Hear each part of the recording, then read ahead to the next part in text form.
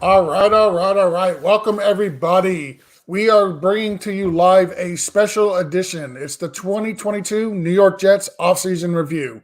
We're going to be talking everything Jets, everything good, everything bad. We're going to review a little bit of what happened last year. We'll talk about the draft, free agency, expectations. If you're here for the Mac Jones mom talk, I'm sorry, Zach Wilson mom talk, that's not happening. We're not going to touch that subject here. We're going to try to remain somewhat professional. We'll leave that for other people. With me tonight, as always, I got my brother from another mother, my twin brother, Nino. Nino, how you doing this evening? I'm good, just dealing with this heat and getting stung by wasps, but I'll be all right. I'm hanging in there, ready to talk some Jets.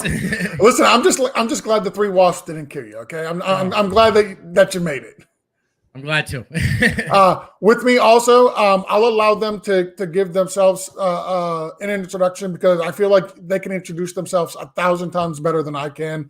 We're going to start with you, Justin. Why don't you tell everybody a little bit about yourself, how you became a Jets fan, where they can find your work, and all that good stuff. Sure. Yeah. So I'm Justin Freed is how you would pronounce that. Yep. I became a Jets fan. I've been a Jets fan since my family got me into it, unfortunately. I'm very happy about it, of course, but they could have chosen a different team. But I've been writing for the Jet Press since 2017. I run that site. You can find me on Twitter at Justin T. Freed at the Jet Press. I also run that account. If you happen to be a Ravens fan, I also run the Ravens site, Ebony Bird. Seems like it'd be a weird podcast to tune into right now if you're a Ravens fan, but check me out there as well at Ebony_Bird on Twitter. Awesome. And also joining us is Luke Grant. I can actually pronounce that name without messing it up. Luke, why don't you introduce yourself, tell everybody a little bit about you, where they can find you, and how you became a Jets fan. Yeah, so I wish that I had the same excuse as Justin did, that it was my family's fault that I'm a Jets fan. But as you can hear, I'm from Australia. This was my own decision. Back in about 2008-9, I wanted a team with a fresh start. I didn't want to jump onto a bandwagon. I went for the team with the new head coach, new quarterback with that Sanchez and Rex Ryan era. First 2 years were great. I thought being a Jets fan was awesome. The last, 15 years has been not so much, but it's good fun. A lot of my content you can find over at Play Like a Jet. Scott, who runs the site and the podcast, does an incredible job. I do all the YouTube stuff and the film analysis. And then I'm at Luke Grant 7 on Twitter, but I'm excited to be here and talk some Jets football. So let me ask you, Luke, are you in Australia right now? I am, yeah. Oh, wow. What time is it over there? It's about 9 o'clock in the morning, so just kind of okay. I was just hoping you weren't going to say it's like 3 a.m. or something ridiculous like that. I was gonna say, wow, your dedication to come on this show that early is amazing. So, all right, let's jump into it. Luke, I'm going to throw the first question to you. We're here talking about the Jets.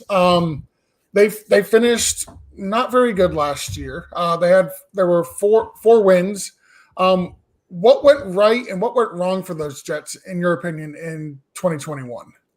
Yeah, look, I think the expectations for last year's New York Jets team, new head coach, rookie quarterback, they weren't high, but I expected them to be better than they were. What went well for the Jets? The rookie class getting the volume of snaps that they did. Look, Zach Wilson, and we'll get into him later, he did not start the season well at all. He was extremely disappointing. But outside of that, the reps that Michael Carter II, Elijah Moore, Elijah Vera-Tucker, the reps that they got were invaluable for the Jets, being able to analyze where they were at, see the development. A couple of them had terrific stretches. There was a 6-week stretch to finish his season that Elijah Moore was realistically a top 10 wide receiver in the NFL during that stretch. So there were good things from the young class.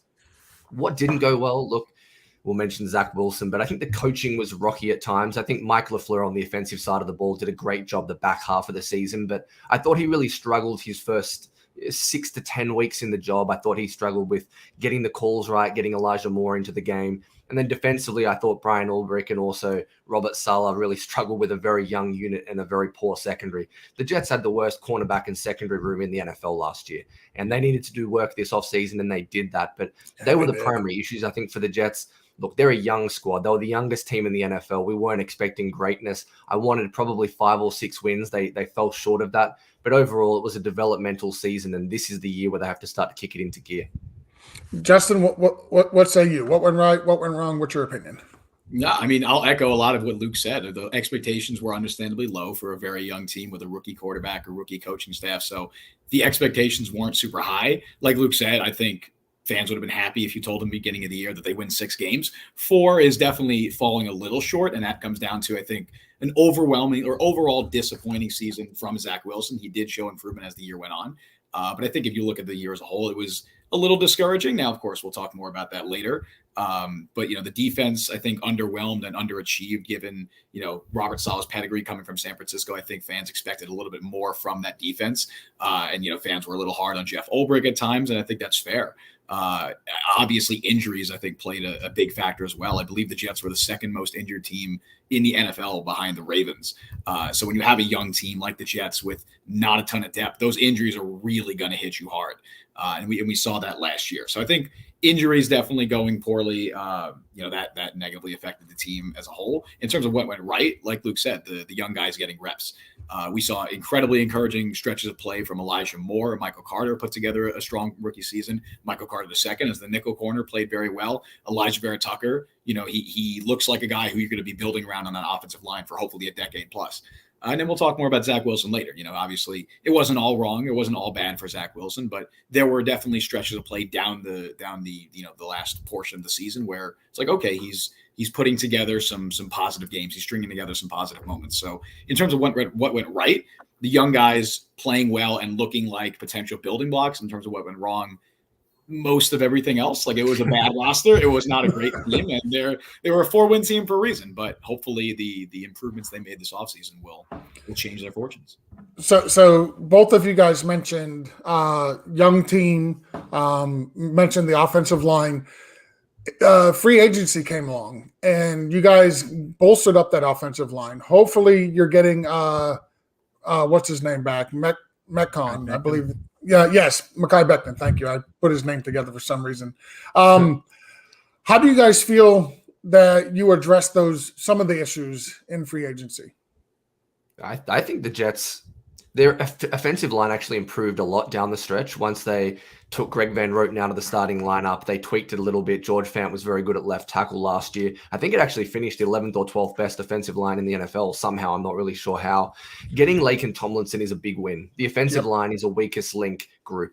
And if you have one weak link, it doesn't really matter how good the rest of your pieces are. It really is how bad is your worst piece. For them to get Laken Tomlinson now at left guard, to shift Elijah Vera Tucker over to the right side, I think it solidifies the line. Your worst offensive lineman now is realistically Conor McGovern, who's been a top 10 center in the NFL twice. So look, there's a lot of injury concerns around Mekhi Becton at left or right tackle, wherever they put him. But the group now has been solidified by that move. You get a guy who people will say, look, Laken Tomlinson only played well because he played next to Trent Williams. His best game last year, outside of the ones against Aaron Donald, it was against the Colts, where Trent Williams didn't play. And he was phenomenal, and he was a Pro Bowl caliber player for a reason. So I think that was a huge addition. There were a number of other splashes as well that I thought the Jets didn't overpay. They paid the correct amount of money, and they got valuable positions. We'll get into those, I'm sure, but Laken Tomlinson was at the top of the list for me. Justin, what do you think about the free agency period? Yeah, I mean, absolutely. Somehow the Jets signed a Pro Bowl guard, and it's kind of flown under the radar. I think it's because it's an offensive lineman. People overlook that, but he's a phenomenal player. And like Lou said, it really just matters if you have that weak link on the offensive line. And the Jets replaced their weak link, which last year was right guard. Even, Duvernay Tardif played better than Van Roten. He was an improvement, but he was still a below average player. Now you have a Pro Bowl caliber guard who's now taken over at left guard while Vera Tucker shifts to right guard. Everything on the offensive line just hinges on Mekhi Becton, and I'm sure we'll talk about that because that's been one of the headlines of the Jets offseason, for better or worse. But in terms of the free agency period, getting a Pro Bowl caliber guard in Laken Tomlinson was phenomenal. I love the DJ Reed signing. They did a lot of work on that secondary, even aside from Sauce Gardner, which that's a huge addition. They went out and signed Jordan Whitehead as well, which in terms of value, I think is one of the best value moves the Jets made or any team made this offseason. They revamped their tight end room, CJ Uzomah in there, Tyler Conklin. They now have 2 legitimate starting caliber tight ends in their tight end room. They did a lot of really, really good things this offseason. They didn't overpay, like Luke said. They made smart signings at important positions, positions that they weren't intending on, or at least they didn't necessarily fully address in the draft. They addressed like tight end. They drafted Jeremy Ruckert, but they didn't wait until the draft to just hinge on the draft and bank on the draft for a tight end. They signed 2 legitimate starting caliber players. They did a lot of really, really good things in this offseason, but free agency kind of set the tone for the entire offseason. Yeah, one thing that absolutely surprised me when I was preparing for this show a little bit is all the quality free agents that the Jets did sign. Like, I didn't realize, like, Laken Tomlinson is the big name, right? So everybody was aware that they got Tomlinson. I think DJ Reed was a pretty big name that most people were aware they signed him as well to a 3-year contract. But, like, I didn't remember that CJ Uzama had signed there. I didn't remember Tyler Conklin. I didn't remember Jordan Whitehead signed as a safety there. I didn't remember that Greg Zuerlein, the kicker that was with Dallas, had signed there, who was a former Pro Bowl kicker. Like, the Jets actually cleaned up quite well in free agency. And I don't expect to see the same type of Jets team that we've seen the last 2 years that we've seen next year, the year coming up. I don't expect that team to be as bad as it's been the last 2 years because they've just revamped everything. They had 3 first-round picks. I'm gonna throw this one to you first, Justin. Talk about the first-round picks that they drafted there. They had 3 in the first round, and this was an amazing draft to have that many first-round picks. For sure. I don't want this whole podcast to just be kind of us praising the Jets. Like, I feel like a homer, but that draft was... Don't worry. We're not praising the Jets. That's fair. I won't let that happen. But listen, like we talked about, like they were bad last year, right? Like, they were just not a good team. They had 4 wins. You guys nailed it right on the head. They suffered a ton of injuries last year. But, like, I can't poop on their free agency. Like, they had an amazing free agency period. In my opinion, it was one of the best in the NFL, to be honest. So I even as a Dolphins fan, as much as I don't want to throw praise onto the Jets, like, the Jets had a phenomenal offseason. It goes under the radar because they knocked out of the park in the draft. So, like, yeah, absolutely. That's why you don't hear about it. Otherwise, you'd be hearing about all the free agent studs they signed, but they literally killed it. They had the top 3 draft. So. Right. And the signings that they made, and not to harp on the free agency again, it's not like a couple of years ago when Mike McCadden went on the shopping spree and he signed Le'Veon Bell, he signed Tremaine Johnson, CJ Mosley, like huge high profile names. At that time, a lot of people consider the Jets one of the biggest winners of free agency. In hindsight, virtually none of those signings worked out. Maybe aside from Jamison Crowder. So it's because they made under the radar signings. But when it comes to the draft, I think it's obviously it's July, so it's a little early to judge the impact of the draft class. But it's impossible not to consider the Jets one of the winners, the early winners of the draft, because they landed 3, you could argue 4 first-round talents in that draft class with Sauce Gardner at the 4th pick. They got Garrett Wilson at 10. They traded back up for Jermaine Johnson, and then they moved up in the 2nd round and got Breece Hall. That's 4 first-round talents. There's 4 first-round talents on their board. 3, I believe, that were in their top 8 that they revealed later, which is just incredible value. I love the production that the Jets put together with their documentary series, where it shows the entire process of trying to trade up for Jermaine Johnson. They were trying to trade up for over 10 picks. Like, they spent a large portion of that first round trying to move up for Jermaine Johnson, and it's because they love him. They think he's going to be a fantastic player, and I tend to agree. The Sauce Gardner pick is obviously massive for that secondary, for a secondary that was arguably the worst in the NFL last year. Now you pair him with DJ Reed and Jordan Whitehead in the back end. That's a really strong secondary. Garrett Wilson is massive for the wide receiver core, because now you have him, you have Elijah Moore, you have Corey Davis and Braxton Berrios. The Jets are 4 deep at wide receiver, and it's been a very, very long time since we've been able to say that. And then Jermaine Johnson just adds to a stacked edge rush group. They're legitimately 5 or 6 deep at defensive end right now, and Jermaine Johnson's a huge part of that. So it's impossible for me not to be excited about that draft. And hopefully these are the core building blocks for years to come. Now, I had a question in regards to Sauce. How do you feel Sauce can have impact on the Jets? Can he change that defensive secondary like Revis did? Can he impact your team like that? I mean, it's hard to compare him to Revis. That's a next level. Like, Darrelle Revis at his peak is arguably the greatest man cover corner in NFL history. But I think that he has the ability to be a top 5, top 10 corner in the NFL. Absolutely. I think his college tape is some of the best that I've ever seen. He was just a shutdown, dominant lockdown corner. He has the physical traits that you look for, as well as the tape and the technique that you want. Obviously, there's going to be some rookie growing pains, as there always are. There were with Darrelle Revis, but I think that by year 3, we could be talking about Sauce Gardner as one of the legit best cornerbacks in the NFL, and that's the plan when you draft him 4th overall. That's the hope. 0 touchdowns. You let up 0 touchdowns. Right. Numbers speak for themselves. Yeah. Exactly. Luke, what say you, sir? It was an incredible, that first day of the draft. I was sitting there at work and it just kept getting better and better. I mean, for me, it was a very easy decision for the Jets. You either take Kayvon Thibodeau or you take Sauce Gardner at 4. They decided on Sauce. It was the safer pick. He plays a premium position still. Robert Saleh values corner despite all the nonsense that you heard in the press leading up to the draft about this system not valuing corner play, despite them having Jalen Ramsey and prime Richard Sherman and all the things that have anchored these defenses in this cover 3, cover 1 look. And then in the middle of that round to get Garrett Wilson, who they said was their wide receiver 1, but then Jermaine Johnson, to get him in the late 20s. I think people that follow me kind of thought I wasn't a huge Jermaine Johnson fan because I didn't want him at 4 overall.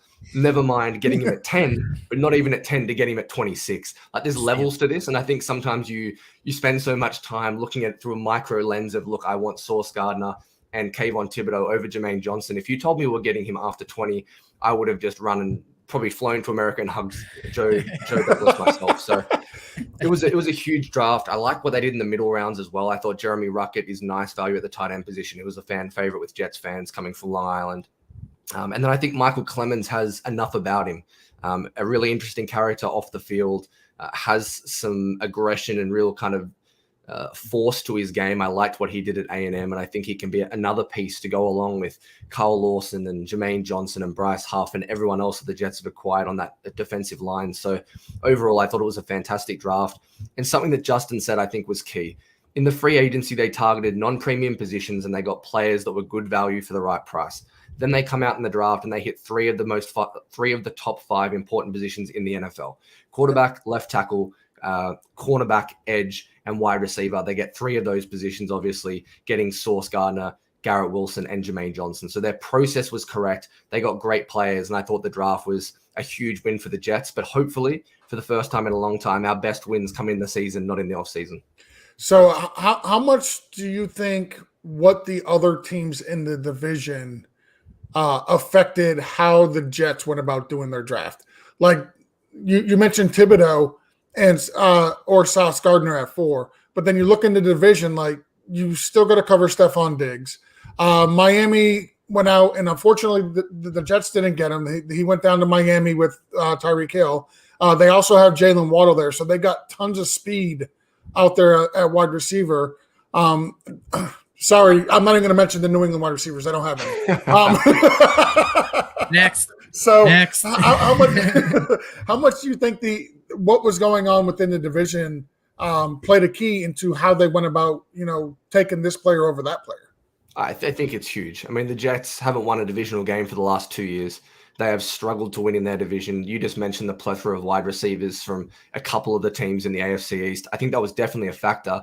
I think the other thing that went into that decision was the drop-off in talent levels from corner 1 or 2 to corner 3. You look at always the difference in value. If you'd missed out on Derek Stingley and Sauce Gardner, the drop-off to corner 3 was substantial. The difference between Kayvon Thibodeau to Jermaine Johnson to even some of the guys later in the first round, the Jets didn't see as a larger gap. So I think those were the 2 biggest factors that went into it. But I think, the Jets are going to have their work cut out covering these wide receiver rooms. They were, as I said, probably the worst secondary in the NFL. To now get DJ Reed and pair him with Sauce Gardner, 2 guys on the outside with Michael Carter in the nickel. Bryce Hall was our corner 1 last year. I would say he's one of the best corner 4s in the NFL. I think that just kind of sums up where the Jets the Jets cornerback room is at. And I think that's a huge win. It's gonna lead right into your question, I think, Nino. Yeah. We got a comment over here from somebody watching on the YouTube. Over under 1,100 rushing yards for Breece Hall this season. Nino, I know you did have a question with Breece Hall, and that ties right into it. So why don't you go ahead? I'm a big Breece Hall guy. I watched a lot of film from him coming out of Iowa State, and he's the best running back that you guys have had, in my opinion, since Curtis Martin. And I think he can have a run and a longevity like Martin. I mean, obviously Martin was a stud, but what are your take on his Curtis Martin to Breece Hall, and can he maybe take off in that route? Like the Revis comparison, obviously it'd be Curtis Martin is a Hall of Famer, of course. Right. But, Come on, Justin. We have to compare rookies who've never played a single snap in the NFL to Hall of Famers. I mean, that's just what we. Well, it's the best you've had in a while, and he's a substantial guy. He right. could be a top 5 running back for the next 10 years. You know what I mean? Yeah. I mean, he's basically Walter Payton already. No, I mean, obviously he's a phenomenal talent. I do think that it's totally fair to say he's the most talented. I think it was Connor Rogers recently said that he's the most talented running back the Jets have had since Curtis Martin. And I think that's a totally fair take. When it comes to the 1,100 yards, it really just depends how many touches he gets, because obviously he's still splitting the backfield touches with Michael Carter. I'm sure they'll throw some carries to Tevin Coleman or whoever else, but I bet Breece Hall will still be getting 60 to 65% of the carries. Is that going to be enough to get him to 1,100? I mean, the Jets, I don't think they've had a 1,000-yard rusher since Chris Ivory, so it's been a while.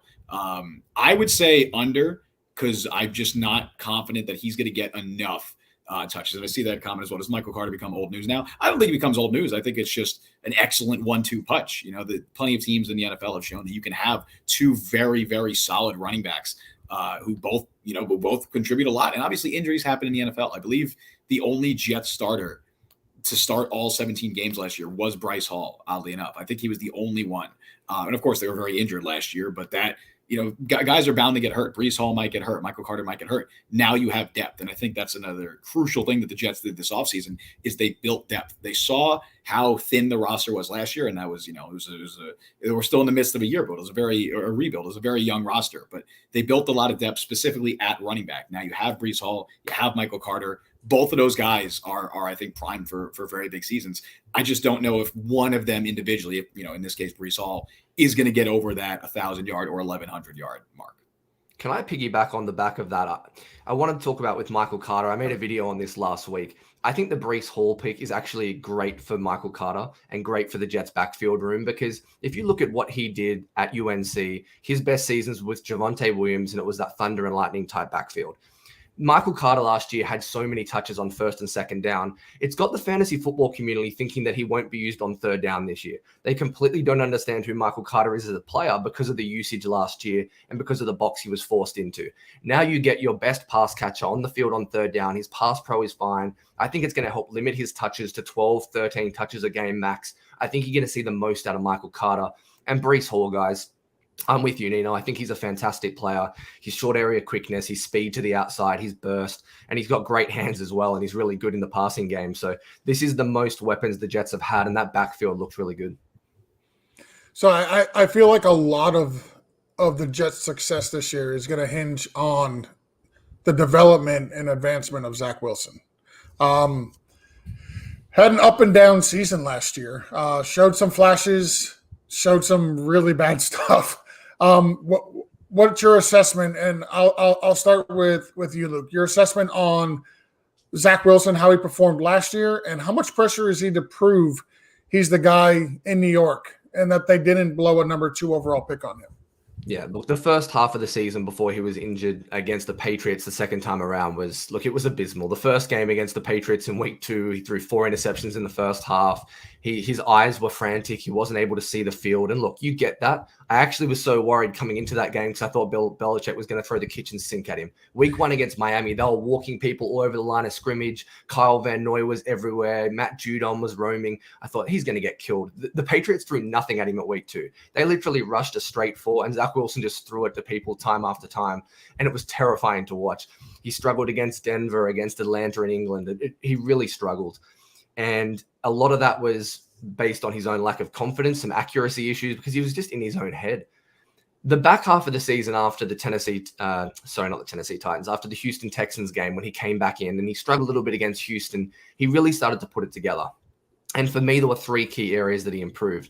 It was seeing the field and his visions and understanding where to go with the football, his accuracy over the middle of the football, concepts like dagger and throwing these deep dig routes over the middle of the field. If you go and put on the game, the Tampa Bay game and the tape from that, I thought he was spectacular. He literally went toe-to-toe with Tom Brady in a top 10 defense in the NFL. I thought he was really good.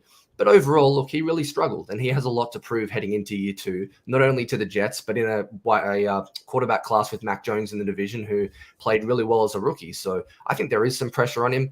but he just seems like the right character. If you look back to Sam Darnold, I thought he was quite a quiet, reserved guy, and he really struggled with New York. And while he always seemed calm and he was that Cali kind of personality, I didn't really ever think he had it in him to thrive. I think Zach Wilson really embraces that pressure. I think he likes the big city. I think he has some flash to his game, and I think he's going to be fine, to be honest. I think last year was a bit of an anomaly. I think Mike LaFleur really struggling the first half of the season as offensive coordinator really hurt him as well. There was a lot of play action, throwing the ball deep on first down. Doesn't really help a rookie quarterback, so I'm expecting him to be significantly better. Yeah, there's pressure on him, but I think he'll be completely fine. Justin, same question to you. How much pressure do you think he's under this year to succeed? I think it's an immense amount of pressure. I think that, what you said it before, that this Jets' success this season hinges on the development of Zach Wilson. On paper, the Jets roster is comparable to the Patriots. It's a fine roster. Like, it's not, they lack superstar talent right now. A lot of times just because they have a lot of young talent that they hope grows into that superstar talent, but they're not there yet. But they have a rock solid roster. There are a few genuine weaknesses when it comes to the Jets roster, at least comparatively to what they've been in the past. It really just hinges on the quarterback position and how Zach Wilson develops this year. Obviously, it was not an ideal rookie season. He struggled a lot in the first half of the year.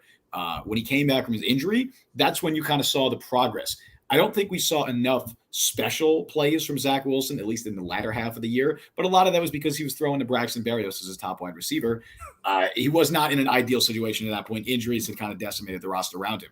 The excuses are gone, though. Like, this year, I'm not expecting him to be a Pro Bowl caliber quarterback, but you need to see that significant improvement in his game. You need to see him taking the easy stuff. You need to see him making genuine number 2 overall plays, right? Plays that you want to see from your number 2 overall pick. And I think the excuses are gone for that. You have a better roster around him. Mike LaFleur showed in the second half of last year that he can be a good offensive play caller. I think that the coaching staff is at least on the offensive side of the ball, is very promising. They're in the second year of that system. It's the second year for the coaching staff. His second year, much better roster. The excuses are limited. They're very, very limited. And I'm not going to say, I think it would take a disaster of a season for the Jets to consider moving on. It would take a very, very bad season because, I'm not even sure the regime would survive that if Zach Wilson were to play so poorly that the Jets finished with a top 3 pick again. And, I don't know if they'd let Joe Douglas make that pick. I don't know if the coaching staff would survive that. So that would be a whole other situation. Hopefully we don't got to discuss that at all. Well, so that almost leads me. Go ahead, Nino. No, yeah. I was going to ask that is if you guys, if he doesn't take the step, you know what I mean? And he doesn't move forward and it doesn't progress. You guys it's such in the draft looking for another QB? It's such an interesting situation because I think that Joe Douglas as a whole has done an excellent job with this roster. And I think Jets ownership sees that as well. I mean, it's not like Woody Johnson's back. Obviously, Joe Douglas wasn't necessarily handpicked by Woody Johnson. He was more picked by Christopher Johnson. So there's always the situation there. But I do think it's a weird situation, but I think that there's a chance they would let Joe Douglas make another quarterback pick, which normally, I'd be totally against. That's not really how it works in the NFL. It's not generally how it goes. But I do think it would take a disastrous season. But, you never know. I don't think most people going into 2019 expected or 2020, I should say, expected the Jets to be moving on from Sam Darnold after that year. Most people didn't foresee that as a scenario, but that's exactly what happened when you end up with the number 2 overall pick in a good quarterback class. This year's upcoming quarterback class, or at least on paper right now, looks pretty good. It looks pretty top heavy at least. So there's going to be some guys there that could intrigue them. Now, again, that's like worst case scenario. A lot would have to go wrong with the roster. A lot would have to change, but it's not out of the realm of possibility. It's the NFL. Anything could happen. So that leads me directly into my next question. What are your biggest concerns for the Jets heading into the 22? Like, we already know worst case scenario, like another top 3 pick. Zach Wilson just goes out and falls flat on his face. That's like worst case, but what concerns, just looking at the team as constructed currently, concerns do you have for the team? Yeah, I mean, I think that in general, the run defense is one of my biggest concerns. Ignoring the Zach Wilson part, ignoring the offensive part. Yep. I think that the Jets are pretty weak in their interior of their defense when it comes to the defensive tackle position, comes to linebacker. I'm not a huge Quincy Williams guy. I think he's a splash player. He can make some splash plays, but he's a very inconsistent overall player. And I think the Jets like that about him. They love that athletic side of him. They love that he's a hard-nosed player, that he's got a high motor, but I think he has limitations. And I do think that CJ Mosley is on the downswing of his career. He's an incredibly valuable veteran leader. He's a super important player in that defense.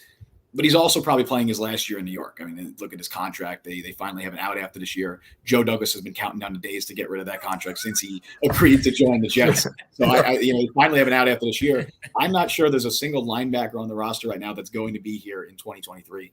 And that does say a lot about the current state of the Jets linebacker core. And then defensive tackle, obviously, all eyes are on Quinnen Williams. He's entering a contract year. So we haven't even talked about him to this point, which is he's arguably the best overall player in the Jets. But he's entering a contract year, so this is super important for him. I think that last year was a disappointing season. I think a lot of people expected to see him take a bigger step, especially with Robert Saleh. But now you have a returning Carl Lawson. You have a hopefully improved core, supporting cast around him, and he has the extra financial incentive. So it's important for him, but I'm not super high on Sheldon Rankins, especially as a run defender. The Jets were not a very good run defending team last year. They lost their best run defender in Foley Fatukasi. In terms of the defensive, I guess on defense, that is my biggest concern there. And then offense is, Zach Wilson. What happens with Zach Wilson? Does he take that step? Because I'm confident in the group that they have around him. Of course, Mekhi Becton as well is another huge concern on offense because they genuinely have nothing behind him right now. They have basically put all of their eggs in his basket, and we could talk about the frustrations they have with him and all the offseason of controversy with Mekhi Becton. They need him to play most of the season at the very least. They need him to play, and they need him to play at a decently enough level. Otherwise, it's a disaster because then you have Conor McGovern coming out there. You have Chume Doga. Unless they go out and sign someone like Riley Reif, that's a big disaster. So defense, run defense, I'd say offense, aside from Zach Wilson, definitely Mekhi Becton, because that has a chance to kind of throw off the entire offensive line and in turn the entire offense. And Luke, I'm going to throw the same question to you. What is the major concern you have looking at the team? Look, the linebacking core stinks. Let's just get that out there. I think they're a terrible unit. I understand that the value of the linebacker position isn't the highest, especially, in today's NFL. But also, if you have a good one compared to how bad everyone else is at the position, It can make a significant difference. So that's kind of how you get it there. I've got some concerns about the Jets' defensive play calling and defensive staff still. I think people have a lot of unwavering support of Robert Saleh, and he's a great personality, and I get it. They got a fair bit to prove for me. They've got the horses this year as far as in the defensive backfield. So I want to see improvement there for sure.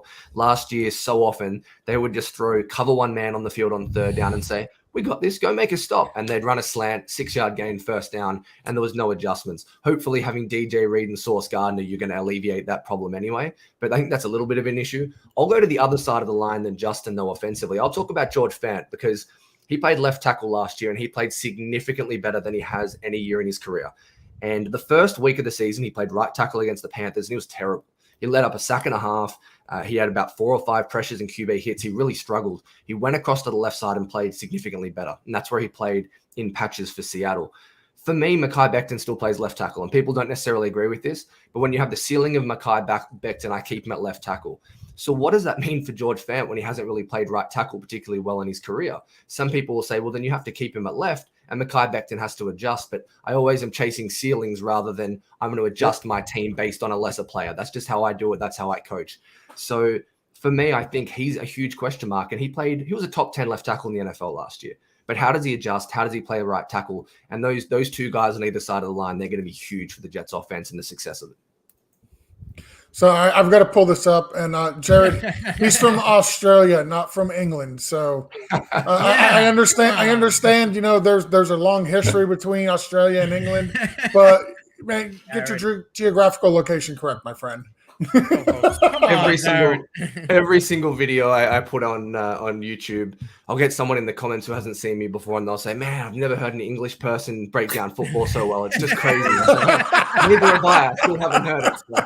I haven't heard it either. That's great. It's so obvious to me. I'm like, oh, he's Australian. Yeah. I can hear the accent. I'm like, oh, it's immediately Australian. I guess some people Sorry, Jared, not to call you out, not to be like, Jared, we call Jared Boomer. He's from Oklahoma or Alabama, so we ignore those people. I had a question in regards to your tight end room. Which one out of Uzomah or Conklin do you feel will be the more of the receiving tight end? I think they both could have a significant role. The reports out of spring practices where that Tyler Conklin was impressing, and CJ Uzomah was nursing a minor injury, so he was kind of sitting on the sideline. But it's OTAs, you can't really take too much away from that. I think they're both going to have a significant role, and it's really just going to depend on how the summer goes for them and how the early stages of the season go. I think that Tyler Conklin was a very underrated signing for them, and I think he has a higher ceiling than CJ Uzomah does at this stage. I don't think CJ Uzomah, I mean, he's a great locker room guy. They love having him there. He's a great dude. He's a great personality, and he's a solid player on the field. But I think that Conklin has a higher ceiling, and I think he has the potential to do more for this Jets offense.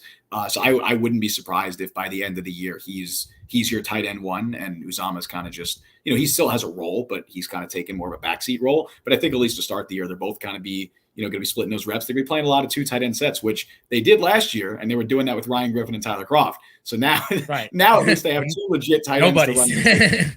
Exactly. Now at least they have 2 guys that they can throw out there and be confident that they can run the system. No more Daniel Browns, and that's a good thing. Which is huge.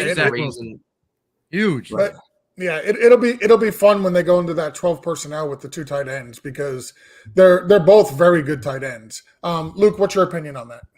I think Tyler Conklin surprised me greatly when I watched the tape. I don't watch a ton of the NFC through the year. I don't watch a lot of Minnesota. Obviously, I watch as much as I can. But when I watch the tape of him pass blocking, I think that's what's going to allow him to get on the field more on passing downs as well. He is one of the best pass blocking tight ends in the NFL. He had the most pass blocking reps as a result of that. Minnesota obviously play a lot of 12 personnel as well. So his ability to literally block Nick Bosa one-on-one 2 or 3 times in a game, I watched it this one. This guy can do it for real. You sometimes see highlights get thrown out, like there was one of Jeremy Ruckert in the offseason where he was blocking George Karloftis, but he was holding him. He had his hands outside the shoulder pads. He's wrestling. Twitter's going, this is incredible. Look at him go.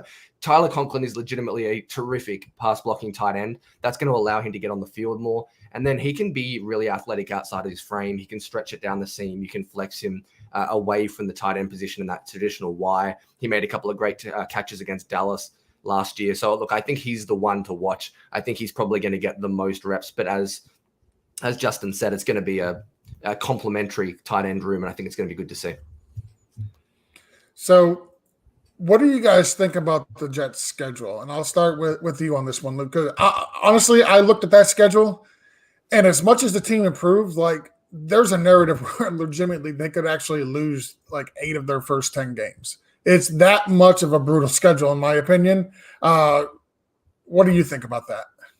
I mean, firstly, it's incredible that the first 4 games are all against the AFC North. Like, that is just ridiculously, I've never seen anything like it before. But look, there's some good news, I think, early in the Jets schedule. I think I always look at quarterback position and who has the best quarterback. I don't want to do that looking back at last year. I think they have a realistic chance of beating Cleveland in week 2. I don't think Deshaun Watson's going to be on the field. Agreed. I think they play Pittsburgh early, where you're looking at Mitch Trubisky or you're looking at a rookie quarterback. I think that's a win as well.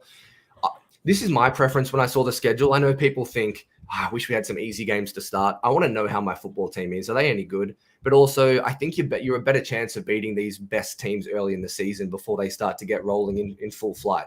You're not going to beat, the Browns in week 12 with Deshaun Watson if they're going all guns blazing. You're just not going to beat those teams. I think actually running into them early in the season is beneficial if you're the weaker team. I think, if anything, there's a value to that. Look, it's a tough start to the season. If the Jets can somehow get 4-6 through their first 10 games, I legitimately think they can make the playoffs. That's how tough their first stretch is. They have a ton of easy with the New York Jets, but you understand what I'm saying. They're easier games comparatively. I think there's an opportunity that if they get to 4-5, 4-6 coming out of the gate, they can be a threat down the stretch. But we'll see how they navigate that first 8 to 10 games of the season. Justin, what say you, sir? Yeah, the first 4 games, it's so bizarre because, I cover the Jets and the Ravens. Both the Jets and the Ravens play. The Jets play the entire AFC North in the first 4 games.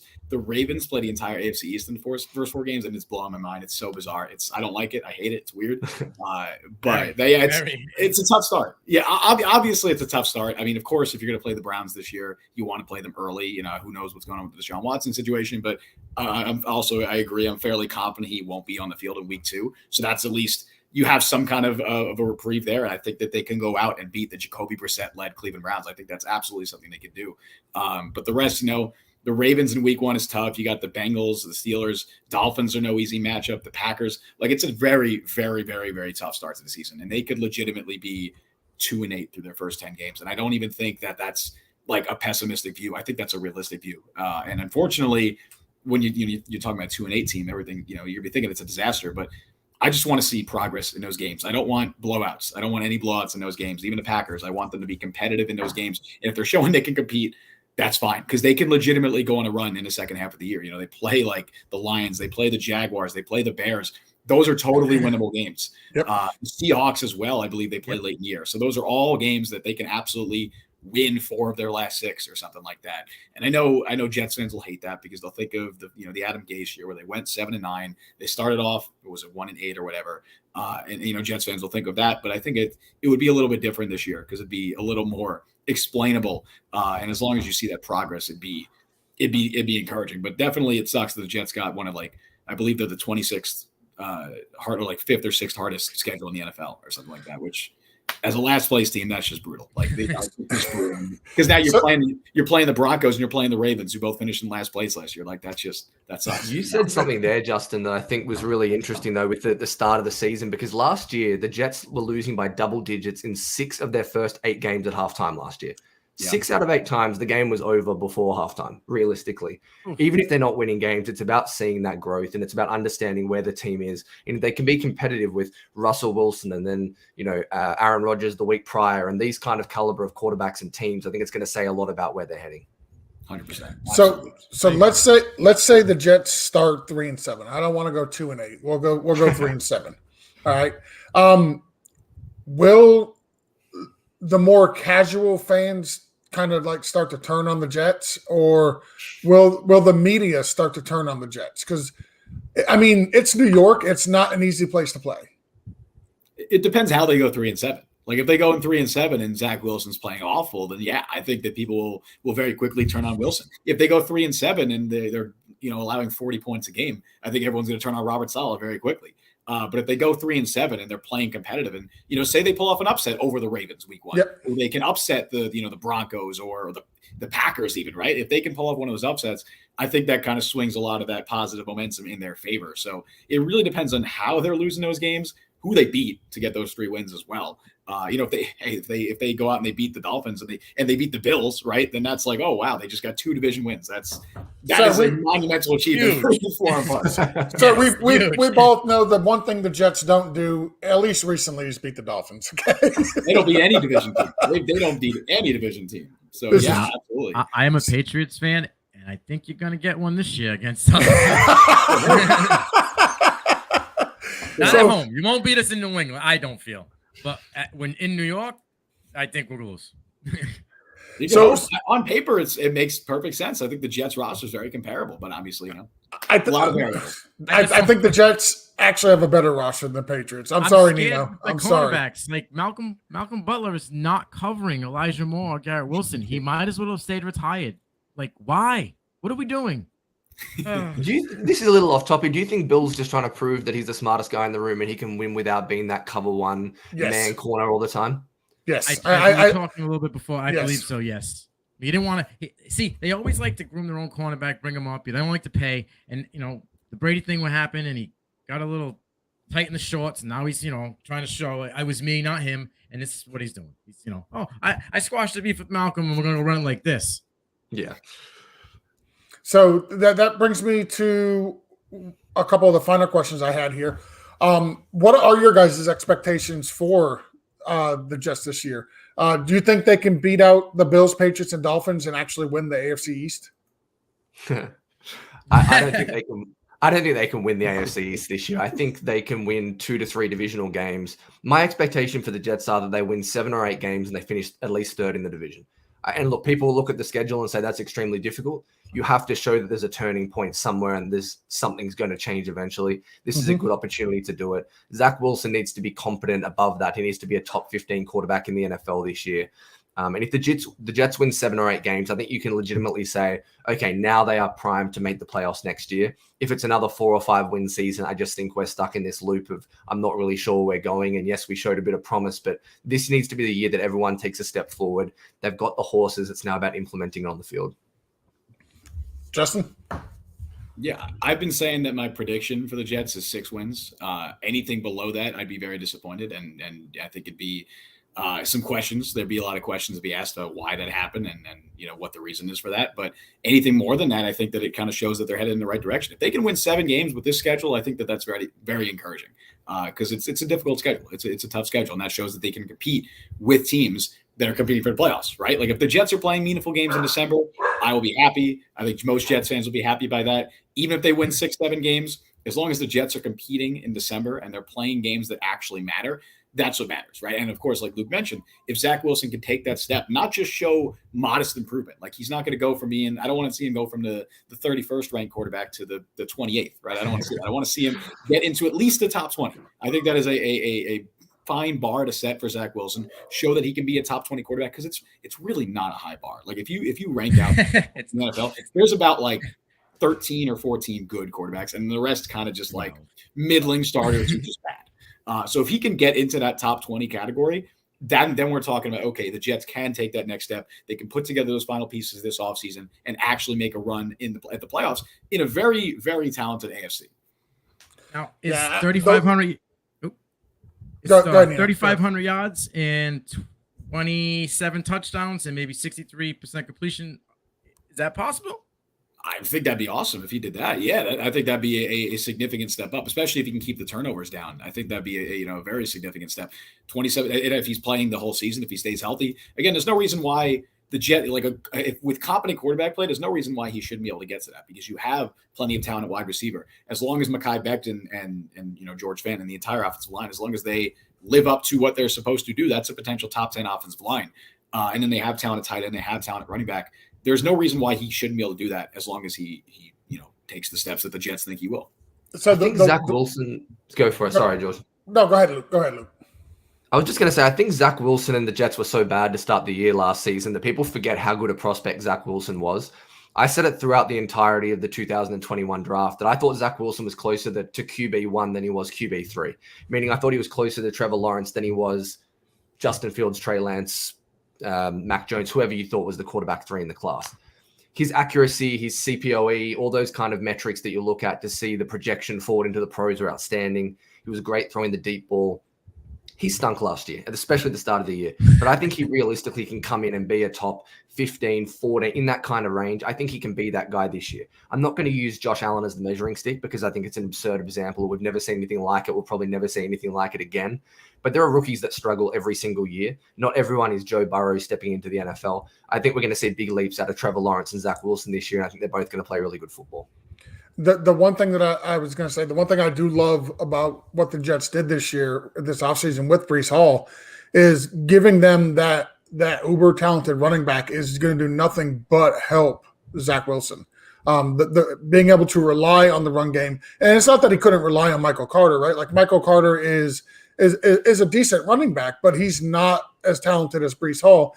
He's not going to be that game-changing running back that Breece Hall can and has the potential to be, and that's just going to help the quarterback, Zach Wilson, tremendously. Yeah, and I think it's even bigger. I think it's even bigger than just helping Zach in the running game. I think the running game is so important to this scheme. And you look at the Shanahan scheme and how reliant it is on the outside wide zone, the play action bootlegs off of that, and the concepts that they roll against cover 1, cover 3 looks. That's where it's going to be so important. And if the Jets can run the football down people's throats, I know that analytically people like PFF look at it and go, there's no value on an EPA per play on a running game. It's so much of a bigger picture than one play. Why are you ranking one play based on one play? It makes no sense in the context of the whole picture. The running game is crucial for the Jets, both for the fact that it's going to take pressure off Zach Wilson and it's going to get him easier looks on the back end. Yep. Defense have to be true. They can't just, throw the whole kitchen sink at him. They're going to have to stay home. Exactly. So that was all the questions I had. Nino, my friend, my brother, did you got anything? I got one more. Go for it, brother. This man's burned me, and he's made me not want to look at any more Baylor receivers. What do you guys? What do you take on Mims? I watched him. I've been watching him. I've been following him. I've been following his whole career. And he worked with the coach this year. Salah says he's bought in, but then I hear Justin talk about Berrios, and all my hopes and dreams went out the window. I think it's going to take. Sorry, Luke, you go on. I can't tell you how many signed Denzel Mims cards I owned from his rookie season, so that's an unfortunate investment. But look, I thought Denzel Mims was I loved him. I was on the Denzel Mims train to take him as a top 30 player in that draft class. I thought he was really good in his rookie season once he got on the field. He didn't really play the first 6 weeks, and then you saw him making contested catches on the sideline against the LA Chargers, against the Chiefs, and he was making these big boy catches and looked really good. It all turned for him in the offseason last year. I think I was the only one that thought this. I was disappointed with how the coaching staff actually handled the Denzel Mims situation. I thought they were also bad with Mekhi Becton last offseason as well. I didn't think they really nurtured him. They were kind of tough on him. The media then started to get on his back. He was sick. Then he got the food poisoning. Things didn't get rolling, and he couldn't catch the football last year. This was a guy that had elite hands coming out of Baylor. He's never going to be the great route runner. I understand that. He came from that slant go type offense in that Baylor system with Matt Rule over there. But I think he can be a piece. I don't think he's going to be the guy anymore, but I still have hopes that he can offer something. Whether that will be with the Jets or someone else, I'm not really sure, but I'll kind of always hold out hope that Denzel Mims still has that inside of him. Yeah. I hear things of possible Texans trade. He could be traded. Like I feel like I'm less optimistic about Denzel Mims. I scouted on him so much last year. Like he was a genuine liability every time he was on the field. He had half as many penalties as he had catches in the entire year, which is an unreal stat. Like 4 accepted penalties and 8 catches. That's insane. Like that's a ridiculous ratio. Not to mention drops and just running wrong routes and just being out of place. Like he was a genuine liability. And I think it's all mental with him, right? Like we know he has the physical talent, but the Jets coaching staff very quickly soured on him in the spring. And it was very obvious they were trying to get something out of him. And he just for whatever reason, like Luke mentioned, he had the food poisoning. It was just kind of one unfortunate thing after another. And he never really caught up to speed. And I think by this point, the current coaching staff's kind of moved on. Like they're hopeful that he's going to show up this summer and do something, but he's still 6th on the depth chart. And I don't think that changes. He could do whatever he wants this summer. And I don't think he's rising above 6th on the depth chart. I think that it's very clearly the top 4 and then Jeff Smith. I think that's what they're doing. And I think really if he puts together a good summer, I think that just raises the chances he's traded for something. And I think that's kind of what they're doing. They're kind of showcasing him. I do want him to succeed. Obviously, I want everyone to succeed. I'm sure he's a wonderful person, but I don't know if it's going to be with the Jets. And I think his best shot, as I think Luke mentioned, is just getting traded somewhere else and hopefully getting more of an opportunity. And just he needs a change of scenery. Like he desperately needs a change of scenery. And I think of any player on the Jets roster, he's someone that needs to go somewhere else, right? And because I don't think he's going to get that opportunity here. I don't think even if he shines this summer, I don't think he's going to get that opportunity. So I wish him all the best. I really hope he can turn his career around because he was an amazing prospect coming out of Baylor. He was such a fun player to watch, but I don't really think he fits the scheme either. Like the Jets love their receivers that can play all 3 spots, and that's never been Denzel Mims' game. And I think asking him to do that kind of takes away the best parts of what he is. And you're kind of asking him to be something he's not. So I honestly hope he's traded. I hope he plays well this summer. I hope the Jets get some late day 3 pick back for him or something. And I hope he goes and kills him somewhere, even though that would make the Jets look pretty bad. For his sake, I hope that's what happens. See, I don't wish this upon many people. I think he actually needed to go to someone like Seattle, and I don't think I've ever said that before. But if you look at what they did with DK Metcalf, they put him at the X wide receiver spot, and they said, you're going to run goes, you're going to run 15-yard comebacks, we're going to keep your route tree simple. He ends up with 900 yards as a rookie, and he's able to develop from there. I think that was kind of the blueprint, and this Jets coaching staff, their offense doesn't run like this. As Justin said, they're interchangeable, they're route runners, it's a timing system, and it just didn't quite work here.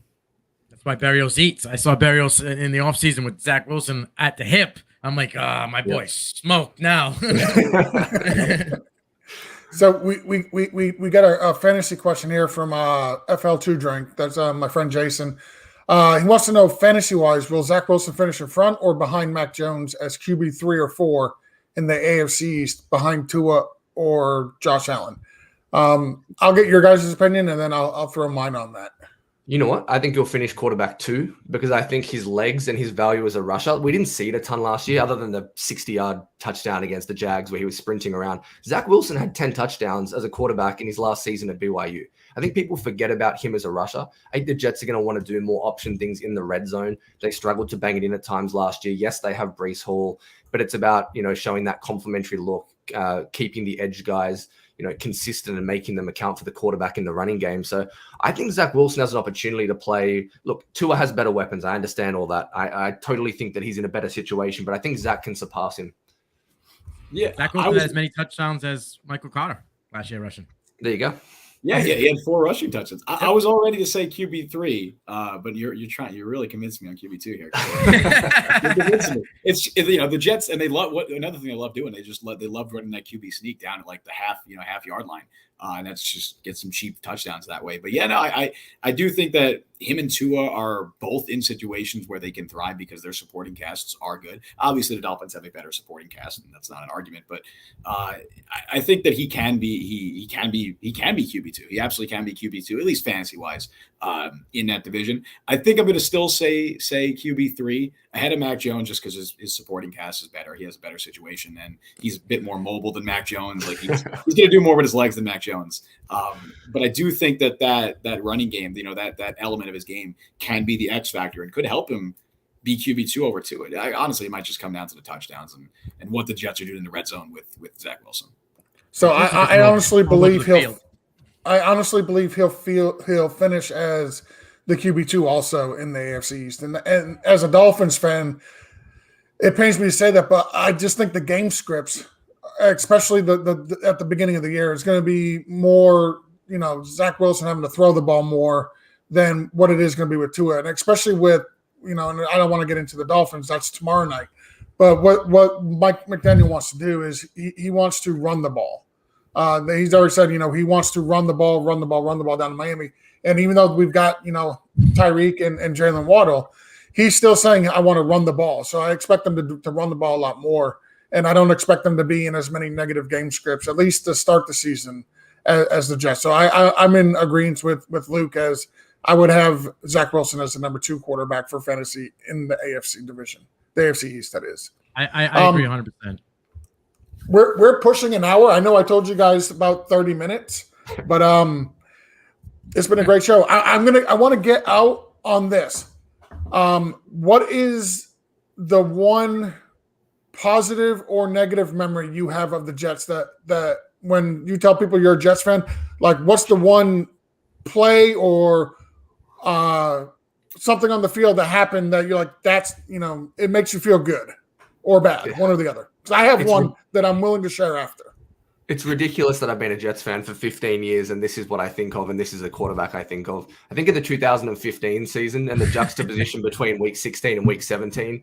We've just gone on and beaten the Giants and the Patriots back-to-back weeks at home to now put ourselves in a win-in-your-in situation. You're watching Ryan Fitzpatrick throw a slot fade to Eric Decker in the red zone to beat the Pats, and you're just thinking, oh my God, we're going to the playoffs for the first time in 6 years. This is going to be incredible. And then Ryan Fitzpatrick comes out and lays an egg against Buffalo. I think nothing surmises being a Jets fan better than that 3-week stretch. It was just absolute chaos, and it ended in disaster. I think that's a pretty good analysis of the last 20 years. My mind immediately went to that exact game. Like, Justin, how about you? My mind immediately goes to that exact game, specifically the Kenbrell Tompkins drop. That's what instantly when I think of Jets heartbreak. Like I watched the butt fumble, right? Like I'm 24 years old, so I was old enough to appreciate how terrible that was. I should have immediately disqualified the butt fumble. That's on me. I should have immediately disqualified that. We can't think the butt fumble. It's just not as fresh in the mind at this point. And the Kenbrell Tompkins one was just so. Honestly, it was more heartbreaking because it was that was everything was on the line. Like they can make the playoffs if he catches that, they probably go to the playoffs. And just having him, obviously, it's not all on him that whole game because Fitzpatrick laid an egg, like Luke said. But just that's the play that I can't get out of my mind. And when I have nightmares about the Jets, that's what I think of. It's Kenbrell Tompkins dropping that ball, and I can't get it out of my head. And I hope that there are good memories to replace it with. Unfortunately, haven't been many since 2015, so that's still fresh on the mind. But that's what I think of. I immediately go to that. So I'll give you mine, and mine's actually a positive for the Jets. When somebody says the Jets to me, the one play that sticks out in my mind is Jumbo Elliott on the Monday night comeback, where Jumbo Elliott caught the touchdown in the end zone to send the game to overtime, and the Jets beat the Dolphins down in Miami, thus eliminating us from playoff contention. That is my fond Jets memory. It's not a good one. It severely hurts. But that is my positive Jets memory for Jets fan is the Jumbo Elliott touchdown. That Eric Decker touchdown was a heartbreaker for me. Oof, that would have been. You like stomped right on me. See, I should have gone with 2010. I should have gone with the divisional round of the playoffs in 2010. I should have just kept it simple. Mark Sanchez beat Phillip Rivers. Yeah, he beat Phillip Rivers, Tom Brady, and Peyton Manning on the road in the playoffs. And I'm here talking about 2015 Ryan Fitzpatrick. It's unfortunate. I mean, that speaks. That's how you know this was a Jets podcast, though, because we're focusing on the negative. We're not. I'm sure you bring on other people, and they're like, "Oh, this is my favorite memory. I love this." We're just talking about heartbreak. Like that's. I tried to bring the mood up a little bit with the Jumbo Elliott one. We're going to go ahead and put a vote on this. Faith, I love Faith. Her favorite is the butt fumble. We said we were going to disqualify it, but if that's Faith's favorite Jets moment, then we'll go with Mark Sanchez and the butt fumble just for Faith. Right at an hour. Right at the hour mark. Yep, right at an hour. All right, Luke, let's start with you. Go ahead, tell everybody where they can follow you, where they can catch all your work and all that. Yeah, if you want to follow me on Twitter, I'm at Luke Grant on at Luke Grant 7 on Twitter. All the YouTube stuff is Play Like a Jet. As I said, the majority of my stuff is all 22 film breakdowns. That's just kind of the avenue that I chose. So if you're interested in that kind of stuff, if you're a Jets fan, head over there, check us out, and there'll be plenty of videos coming up soon. And Justin? Yeah, you can follow me on Twitter at Justin T. Fried, Fried, spelled like fried, pronounced like Fried. At the Jet Press as well, which that's the site I run, and at Ebony_Bird if you happen to be a Ravens fan for whatever reason. And if you want to check out my Jets content, thejetpress.com, Ravens content, ebonybird.com, and yeah. Awesome. Luke, Justin, Nino, great episode. Appreciate you guys coming on. I want to say take flight and go Jets, even though I probably don't mean it. No, but to be honest, like JETS channel. Take flight. JETS, Jets. There you go. There you go. I'll go with take flight. Again, I want to thank you guys for coming on. I appreciate the flexibility you guys had. This has been a great episode. That's all I got. You got anything before we get out? You guys are great. I appreciate you guys coming on and doing this with us. Awesome. Thanks for having us, guys. Thank you, gentlemen.